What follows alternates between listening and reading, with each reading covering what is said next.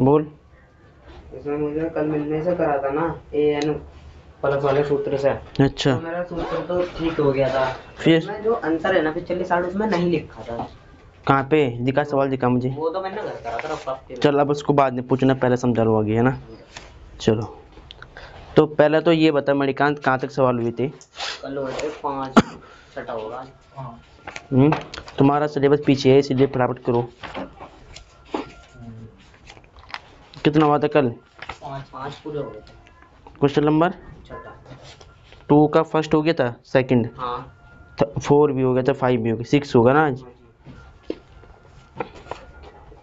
150 वाला पद है ना, ये तो इतना मैन नहीं है ना, ये तो इसका आंसर भी नहीं पीछे हाँ है इसका आंसर, नहीं लिखा था होगा ही नहीं, ये असंभव है ये, है माइनस में ना। आया था। एपी का मतलब कोई भी पद ही नहीं हो सकता -150, होगा ही नहीं है। अब जो है एकदम इम्पोर्टेंट क्वेश्चन वो चलेंगे, ठीक है। 7वां क्वेश्चन, 7वें के बाद वाले जितने भी क्वेश्चन है ये सारे क्वेश्चन इंपॉर्टेंट है, मोस्ट इंपॉर्टेंट, वेरी इंपॉर्टेंट। थोड़ा पीछे हो जा, वो हटा दे चेयर वहाँ से, वो यहाँ रख दे चेयर, ठीक है। तो सारे मोस्ट इंपॉर्टेंट है। देखो अपनी बुक में देखो कि उस एपी का 31वां पद ज्ञात कीजिए जिसका 11वां पद 38 है और 16वां पद 73 है। 11वां पद क्या है, 38 है और 16वां पद 73 है। 11वां पद का मतलब A11 और 16वें का मतलब A16, ठीक है। इनकी वैल्यू हमें गिवन है दोनों की, तो हम क्या लिखेंगे सॉल्यूशन में। सबसे पहले सॉल्यूशन हिंदी माध्यम वाले हल लिखेंगे, ठीक है। माना एपी का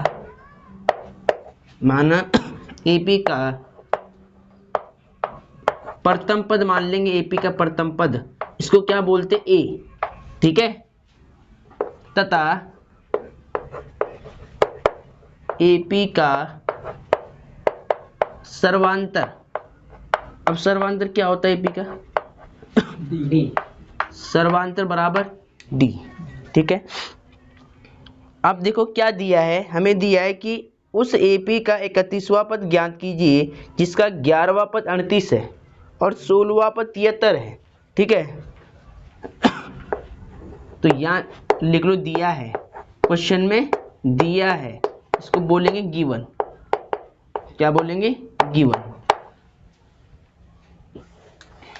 क्वेश्चन में हमें दे रखा है कि 31वां पद ज्ञात कीजिए जिसका 11वां पद 38 है। 11वां पद का मतलब क्या होता है, 1/11, यानी 1/11 बराबर 38, ये हमें दे रखा है, ठीक है। और 16वां पद 73 है, 16वां पद का मतलब A16, कितना दिया हुआ है, 73 दिया हुआ है। तो हमें ज्ञात क्या करना है, टू फाइंड 31वां पद ज्ञात कीजिए, यानी A31 बताना है हमें, कितना होगा क्वेश्चन मार्क, ठीक है। पकड़ इसको। इतनी बात समझ में आई नहीं आई। देखो 11वां तो इतना दे रखा है, 16वां इतना दे रखा है, तो ये पूछता है कि 31वां कितना होगा पद, बता दो जी, ठीक है। क्या करेंगे, सेम वही करना है, इनकी समीकरण बना देंगे दोनों की। पहले यहाँ से ए और डी निकाल देंगे, फिर इसका सूत्र खोल देंगे और यहाँ पे ए और डी की वैल्यू रख देंगे, खत्म काम।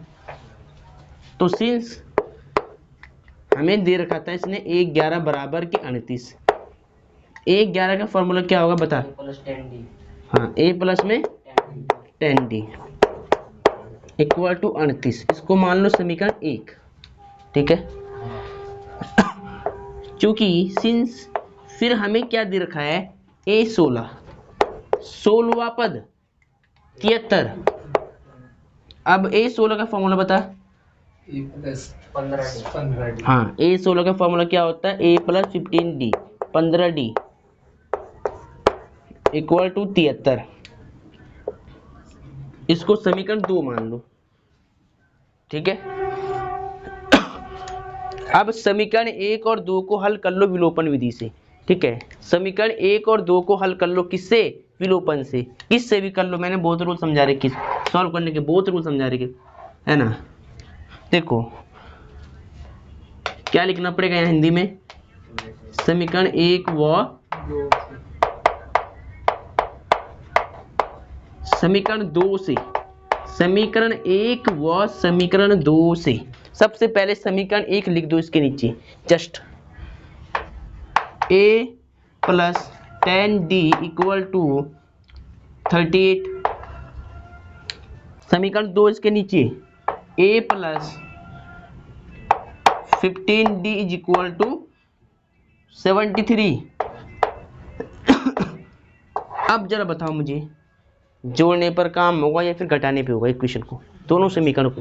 माइनस में घटाने। हाँ, क्योंकि जो सेम नंबर है प्लस के दोनों, अगर वो दोनों नंबर प्लस के होते हैं तो माइनस करने पर क्या होता है, समीकरण को माइनस करते घटाते हैं। तो यहाँ लिखना पड़ेगा ना पहले घटाने पर, और घटाने पर सारे सिंबल चेंज हो जाएंगे नीचे वाले, प्लस तो minus, plus minus, plus minus, ये कैंसिल। ठीक है, इसको माइनस कर लो,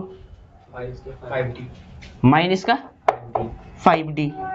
अब यहाँ बताओ 13 में से 8 जाएगा 6, 8 से 14, 5 तो बचेगा। 13 में से ना यहाँ पे ऐसे हासिल दोगे ना, ऐसे इसमें से घटाना है, 13 में से जाएगा 8 तो 5 बचेगा, और यहाँ 6 में से देखो लिख दो पहले 5, 6 में से 3 बच जाएगा 35, माइनस का 35, माइनस का नंबर बड़ा है, माइनस से माइनस कैंसिल। ठीक है, तो क्या बचेगा 5d बराबर 5d इज इक्वल टू 35। अब इंटू का 5 डिवाइड में जाएगा, भाग में जाएगा, गुणा का नंबर कहाँ जाता है, भाग में जाता है। 5 पंजा 5, 5 7 जा 35, d इज इक्वल टू 7। तो d का मान क्या है, 7 आया। अभी a का मान निकालना पड़ेगा, अभी सवाल खत्म नहीं हुआ है, हमें तो निकालना है इसकी वैल्यू, अभी a निकालना पड़ेगा। तो d का मान समीकरण नंबर 1 में रख दो तुम। ठीक है, कर लो पहले यहाँ तक कर लो, फिर मैं समझाऊंगा, कर लो पहले यहाँ तक। इसको पहले सही से नोट कर लो, बिल्कुल राइट वे में। तो डियर स्टूडेंट, आपने यहाँ तक नोट कर लिया होगा। अब देखिए आगे, अब देखो बिल्कुल ध्यान से, समीकरण 1 और 2 को सॉल्व करके हमने d का मान निकाला है। a का मान निकालने के लिए प्रथम पद d का मान समीकरण 1 में रख लो, चाहे 2 में रख लो, कहीं भी रख लो। तो ये आपने नोट कर लिया होगा। देखो a का मान निकालने के लिए d का मान रख दो समीकरण नंबर 1 में। लिखो यहाँ पे d का मान समीकरण 1 में रखने पर,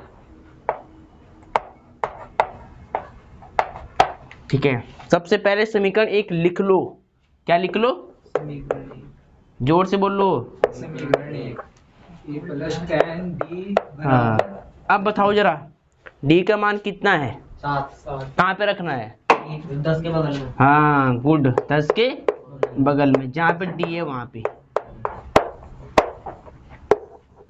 10 सत्ते 70, 38, सेम।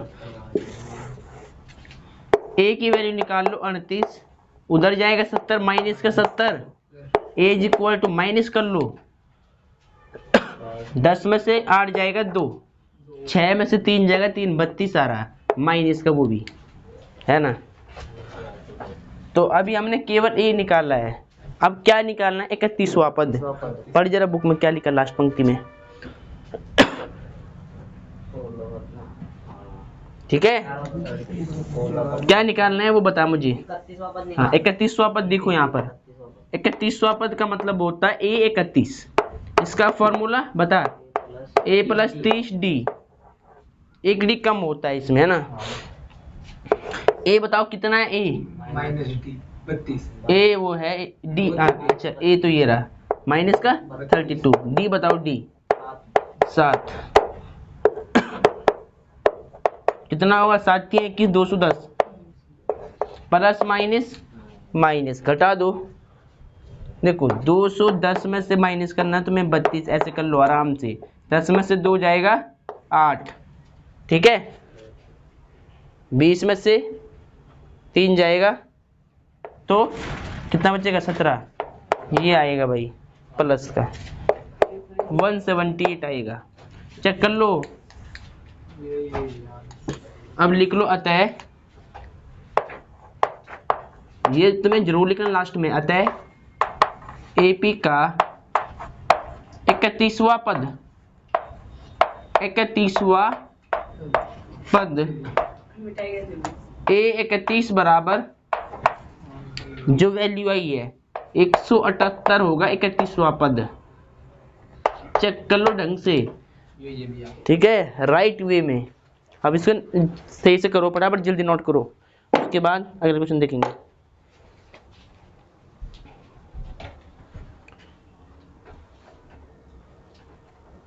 चुप रहो।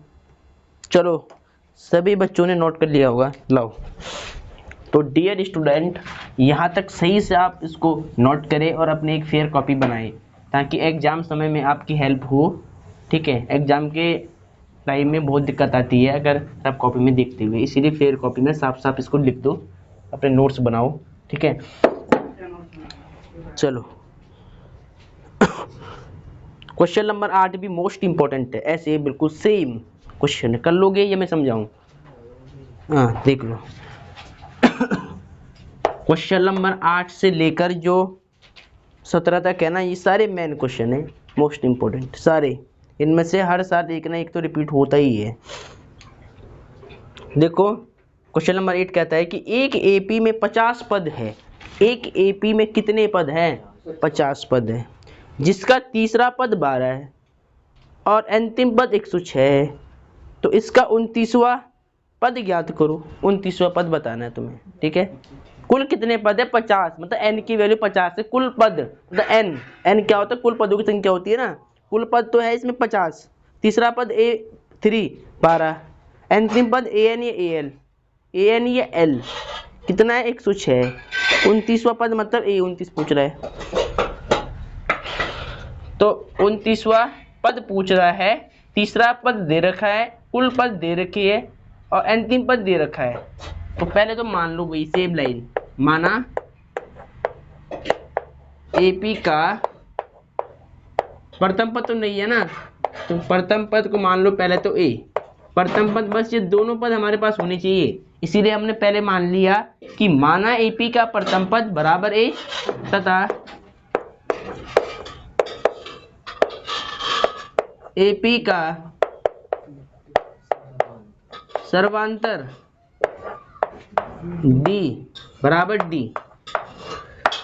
ठीक है, अब क्वेश्चन में जो दिया है, जो क्वांटिटी क्वेश्चन में गिवन है, उसको लिख लो एक सीक्वेंस में, एक रूल के हिसाब से दिया है।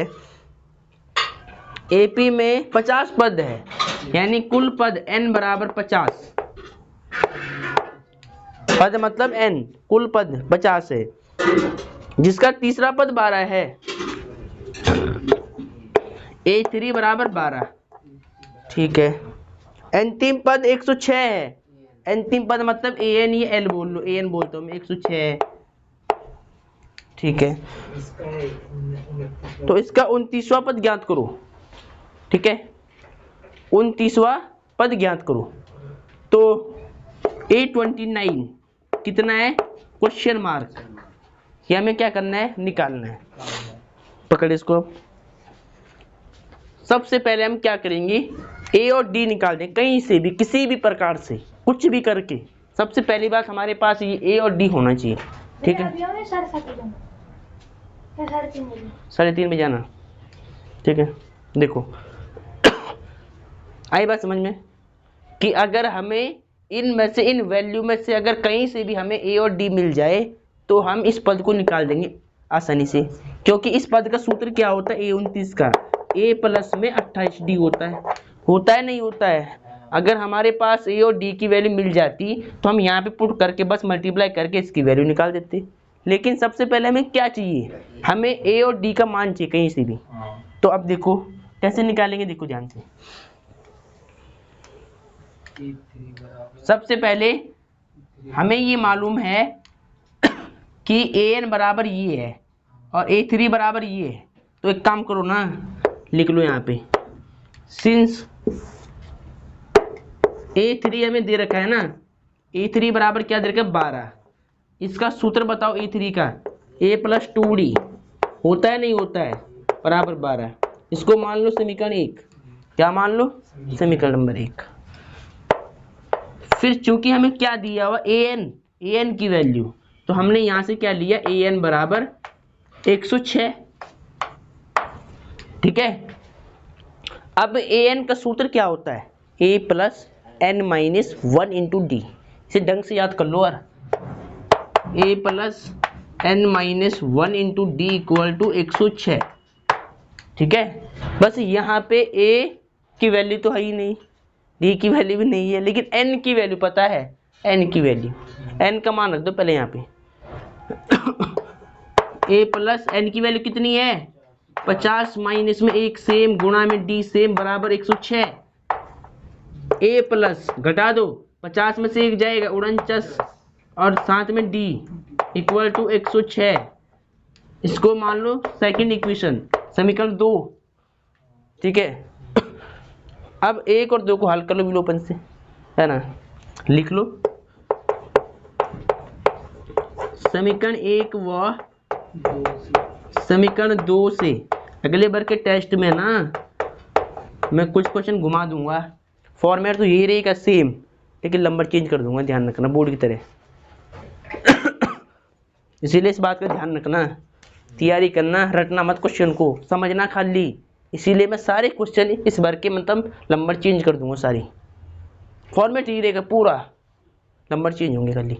देखो समीकरण 1 और समीकरण 2 से क्या करना है, पहले समीकरण 1 लिखो, a प्लस में 2d बराबर 12, इसके नीचे समीकरण नंबर ये 2,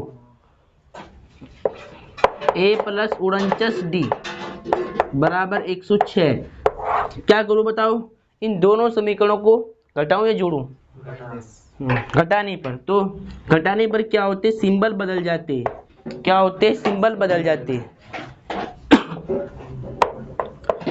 जो भी तुमने यहाँ पे कराया ना वो यहाँ लिख देना है ना, घटाने पर कराया हमने, ये लिख दिया मैंने घटाने पर, ठीक है। अब a से कैंसिल, ठीक है, माइनस प्लस माइनस, अब बीच वाले सिंबल भूल जाओ, ये नंबर बन गया माइनस का, माइनस प्लस माइनस 49 में से 2 घटाओ 47, 47 डी किसका, माइनस का, ठीक है। अब देखो यहाँ पर 106 में से 12 घटाना है, ठीक है, तो ऐसे घटा लो, देखो 106 में से 12, ठीक है, कितना बचेगा 4, 94, है ना, क्योंकि यहाँ पे 6 में से 2 जाएगा 4 और यहाँ 10 में से 1 जाएगा 9, 94 क्या आएगा, किसके, माइनस का, थोड़ा यहाँ पे ना चौक ज़्यादा चलेगी ना तो यहाँ दिखेगा नहीं, तो अब दिखेगा ये माइनस का 94। अब देखो जरा, माइनस से माइनस कैंसिल, इनटू का नंबर डिवाइड में उधर, d बराबर 94/47 और 47 दूनी कितना होता है 94, चेक कर लो पहले, 47 को पहले 2 से करो इंटू, 2 से 14 का 4, हाथ से 1, 2 चुक 8 1 9 सही है, 47 कम 47 दूनी 94 कट जाएगा 2 टाइम इससे। अब d का मान कितना आया 2, अब हमें चाहिए a का मान, तो d का मान चाहे समीकरण 2 में रखो चाहे समीकरण 1 में रखो, कहीं भी रख लो, ठीक है। तो पहले लिख लो, यहाँ तक नोट करो पहले इसको,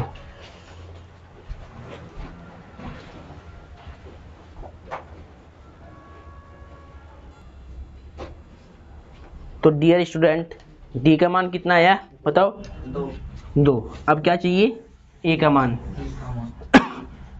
तो d का मान समीकरण 1 में रख दो, है ना, समीकरण 1 क्या है ये रही, तो यहाँ लिख लो पहले d का मान समीकरण 1 में रखने पर, putting the value of d in equation number first, रखने पर, समीकरण 1 में रखने पर, समीकरण 1 बताओ पहले ये रही, a प्लस क्या था ये 2d, 2d equal to 12, t का मान 2 यहाँ रख दो, a same to same, D का मान 2 इक्वल टू 12, ए 2 2 जा 4 equal to 12, as equal to 12, 4 जाएगा राइट में माइनस का 4, एज इक्वल टू 8। प्रथम पद कितना होगा 8,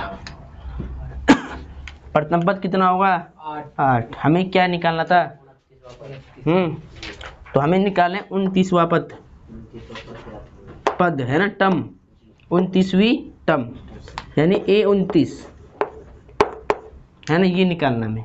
इसका सूत्र क्या था, A प्लस में 28D। बस A की वैल्यू पुट करो, अगर A और D की वैल्यू मिल जाती है ना तो फिर कुछ करने की जरूरत नहीं है, बस सूत्र याद होना चाहिए। D की वैल्यू वहाँ से 2 रख दो। 8 28 दूनी 56, 2 8 16 का 6, 2 दूनी 4 1 5, 56 और 8 कितना होगा 64। चेक कर लो, 29वां पद कितना होगा 64। अब लिख लो यहाँ लास्ट में इधर की साइड, अतः AP का 29वां पद यानी A29 बराबर 64, ये आपका आंसर हो गया फाइनल। नोट कर लो इसको सही से, ठीक है। सभी बच्चे इसको ढंग से नोट करें। पर ऐसे होता है, मतलब जो टॉप करने वाला होता है उससे केवल माइनस और प्लस में गलती हो जाती है, वो कहता है ऐसे, है ना। तुम तो बहुत महान व्यक्ति हो, बहुत ज़्यादा है। बताओ सही बात है नहीं ये।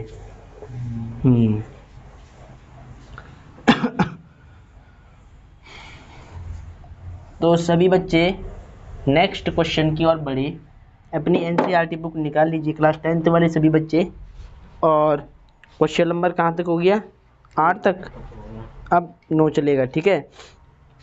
देखो, यदि किसी AP के तीसरे और 9वें पद क्रमशः 4 और -8 है तो इसका कौन सा पद शून्य होगा, बताओ कौन सा पद शून्य होगा। तो देखो ऐसे थ्योरेटिकल सवालों में ना सबसे पहले हम क्या मान लेते हैं, A और D। क्या मान लेते हैं A और D। तो माना सॉल्यूशन में माना AP का प्रथम पद बराबर A, ठीक है, तथा AP का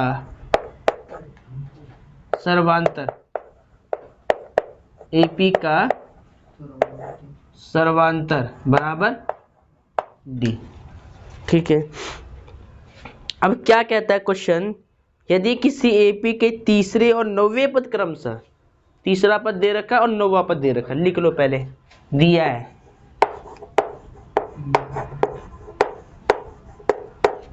यदि किसी AP के तीसरे और 9वें पद क्रम से, तो तीसरे पद मतलब A3 कितना दे रखा 4, और 9वें पद क्रम से, 9वें पद मतलब A9 माइनस का 8,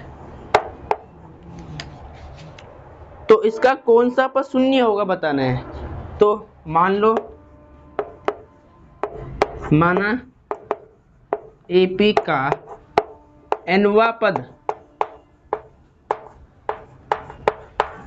AN बराबर 0 होगा, ठीक है। इसने हमसे पूछा कि इस AP का कौन सा पद शून्य है, तो हमने मान लिया कि nवां पद 0 होगा, हमें नहीं पता है, और हम क्या मान के चलते nवां पद हमेशा, ठीक है। आप पकड़ लो यहाँ से।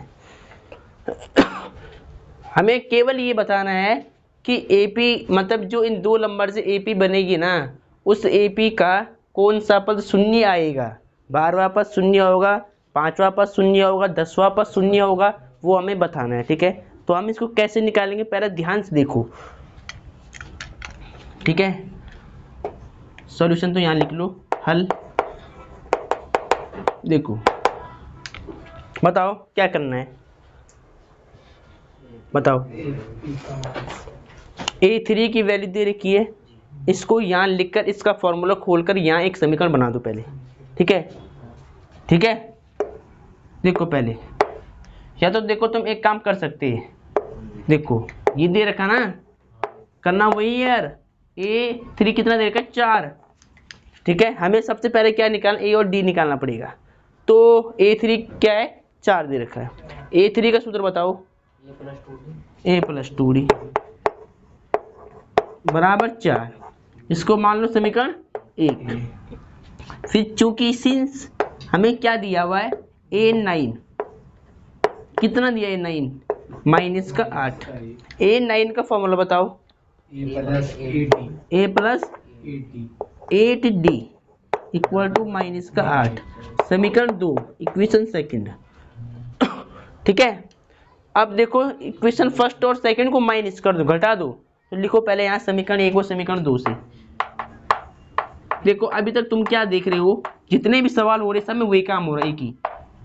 देखो बोलो, है नहीं बात? समीकरण 1 व 2 से अभी तक हमने जितने भी सवाल करे ना, 2 समीकरण बन रही है और उसको हम सॉल्व कर रहे हैं, और यहाँ से सबसे पहले A और B का मान निकाल, A और D का मान निकाल लिए। तो देखो ध्यान से, सबसे पहले समीकरण 1 लिख लो, ठीक है। A प्लस में 2D इक्वल टू 4। अब इसके नीचे समीकरण नंबर 2 लिख लो, just A+8D equal to minus का 8। अब लाइन खींचकर क्या करेंगे, घटाने पे करेंगे, दोनों समीकरण को हम क्या करेंगे, घटाएंगे। इससे सिंबल चेंज हो जाते हैं और जो सेम नंबर होते हैं वो आपस में कट भी जाते हैं। ठीक है, घटाने पर प्लस का माइनस, प्लस का माइनस, माइनस का प्लस, माइनस का प्लस, ध्यान रखना। ये कैंसिल, 8D में से जाएगा 2D, माइनस का नंबर प्लस का नंबर, माइनस प्लस माइनस, 8 में से 2 जाएगा माइनस का 6D, प्लस प्लस प्लस, 8 4 12। ठीक है, 12 बटे माइनस का 6, 6 कम 6, 6 दूनी 12। D is equal to minus का 2, यहाँ बच जाएगा माइनस, यहाँ 2, माइनस का 2।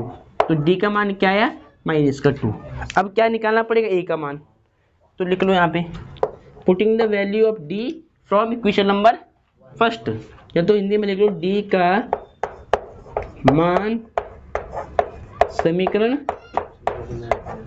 1 में रखने पर।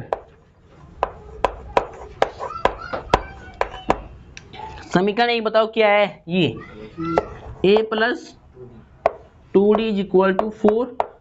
यहाँ पे रख दो A का मान, मतलब D का मान। यहाँ से हमें चाहिए A का मान, तो हम यहाँ रख देंगे पहले D का मान। अगर ये इसको देगा तो ये तो इसे लेगा, भाई हमें क्या लेना, एक ही वैल्यू लेना है। देखते नहीं, ये बेचारा इसको देगा नहीं समीकरण को अपना मान, वो उसे दे नहीं सकता है ना। तो पहले क्या करेगा, ये D इसको देगा कुछ, और फिर ये इसको वापस, है ना, मतलब ब्याज देगा इसको, है ना। तो क्या है? A है, ठीक है। A का मान लेने के लिए पहले D का मान यहाँ पे देना पड़ेगा सवाल में, प्लस माइनस माइनस, 4 2 दूनी 4, और यहाँ क्या चल रहा है? 4। अब यहाँ देख रहे कोने में प्लस 4 है पहले बाहर, माइनस के 4 जाएगा उधर, प्लस का 4, 4 4 8, प्रथम पद क्या हो जाएगा? 8। चलो पहले यहाँ तक कर लो इसको नोट सही से, बिल्कुल तुरंत फटाफट।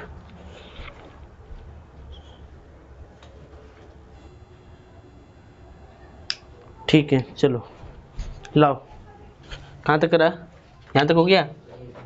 A का मान निकाल दिया और D का मान निकाल दिया। ठीक है, अब क्या पूछ रहा था? कौन सा पद शून्य होगा? तो हमने क्या मान रखा था? nवां पद शून्य होगा। तो अब इसको लेके चलेंगे, ठीक है, nवें पद को। अरे चलो A का मान 2 है उधर। चलो देखो, चूंकि हमने माना है कि nवां पद शून्य होगा ना, तो an बराबर हमने क्या मान रखा? शून्य। अब an का फॉर्मूला A प्लस में n माइनस में 1 इंटू में D इक्वल टू 0। A की वैल्यू पुटअप कर लो वहां से, 8। n का मान तो निकालना है, D का मान बताओ, -2। अब जरा ध्यान दो, n-1 को तो मैंने सेम रखा, गुणा में -2 रख दिया, ठीक है। प्लस का 8 उधर जाएगा, माइनस का 8 बाहर जाएगा सीधा, ठीक है। और माइनस का 8 सेम, जो नंबर इधर है मल्टीप्लाई में -2 वो भाग में जाएगा नीचे, -2, ठीक है। अब माइनस से माइनस कैंसिल हो जाएगा, क्या बचेगा, 4 2 1 2 2 4 8, 2 एकम 2, 2 दूनी 4, n-1 इक्वल टू 4, n 4 -1 जाएगा, +1 बाहर, n इज इक्वल टू 5, तो मतलब 5वां पद शून्य होगा। अब क्या लिखना पड़ेगा, अतः लास्ट में लिखना, अतः AP का 5वां पद, 5वां पद मतलब 5वां पद A5 बराबर 0, चेक कर लो। 5वां पद का मान क्या आएगा, 0, ठीक है, लिख लो फटाफट।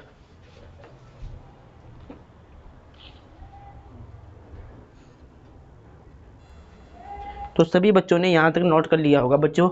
अब देखिए इसके बाद वाला क्वेश्चन भी मोस्ट इंपॉर्टेंट है।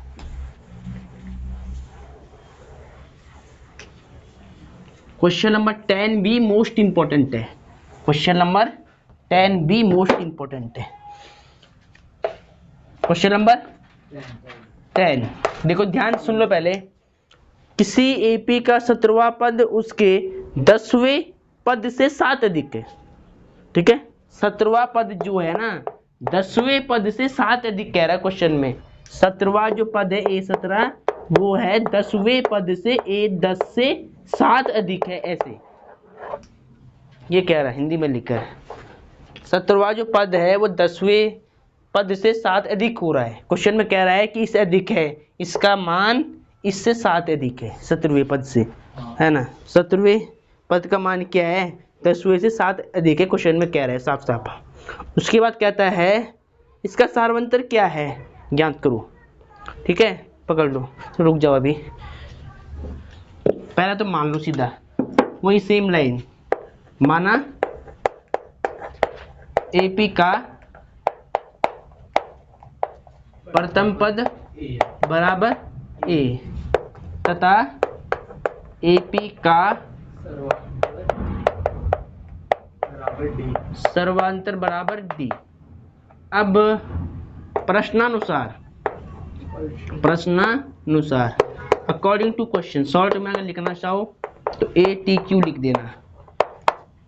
क्या कहता है, 17वां पद उसके 10वें पद से 7 अधिक है। 17वां पद मतलब A17, 17वें पद का मान 10वें पद से 7 अधिक है, तो इसमें 7 जोड़ देंगे ऐसे, ठीक है।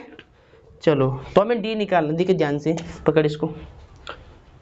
A17 का फॉर्मूला बताओ, A प्लस में 16D और A10, A प्लस में 9D प्लस में 7, A से E कैंसिल, इक्वल के आर पार 16D, ये वैल्यू इधर लेफ्ट में आएगी तो माइनस का 9D इक्वल टू 7, माइनस कर लो, 16 में से 9 जाएगा तो 7 बचेगा, 7 7D equal to 7, D is equal to 7/7, 7 1 जा 7, D इज इक्वल टू 1, तो अतः D का मान कितना आएगा, 1। सारवंतर कितना आएगा, 1। क्या पूछ रहा है, केवल सारवंतर पूछ रहे हैं, ठीक है। आराध्य बोली, अतः फिर क्या लिखेंगे, अतः AP का सर्वांतर D बराबर 1 है, ठीक है। इधर आ जा, इधर तो आ, नोट करो फटाफट। आराध्य इधर आ, आंसर आ गया भैया, आ जा इधर आ, ए बोली। तो सभी बच्चे इसको ढंग से नोट करें, ठीक है।